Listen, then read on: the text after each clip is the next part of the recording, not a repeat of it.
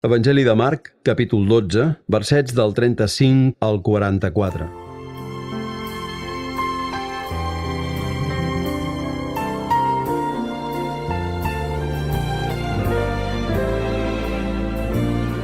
Una vegada que Jesús ensenyava en el temple, va presentar aquesta qüestió. Amb quin fonament afirmen els escribes que el Messies és descendent de David? David mateix, inspirat per l'Esperit Sant, va dir: «Digué el Senyor al meu Senyor, comparteix el meu poder fins que no posi els teus enemics sota els teus peus».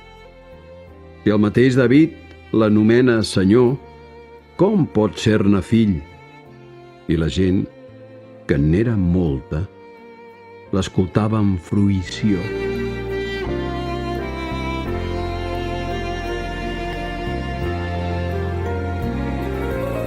D'entre d'altres instruccions, deia també: alerta amb els escribes.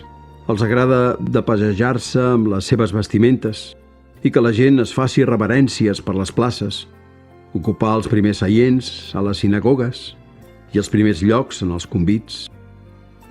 Els qui devoren els béns de les vídues, fins simulant llargues pregàries. Aquests sí que se la carregaran, i fort.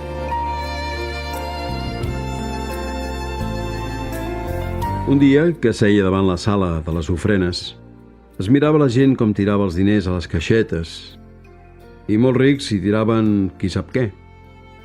S'hi acostà també una vídua d'allò més pobra, i va tirar-hi res, 2 cèntimets. Llavors Jesús cridà als deixebles i els digué: «Sí, us ho asseguro, aquesta vídua tan pobra ha tirat a la caixeta més que tots els altres plegats, perquè els altres hi tiraven d'allò que els sobrava. En canvi, aquesta, de la seva misèria, hi ha tirat tota la seva fortuna, tot el que tenia per viure».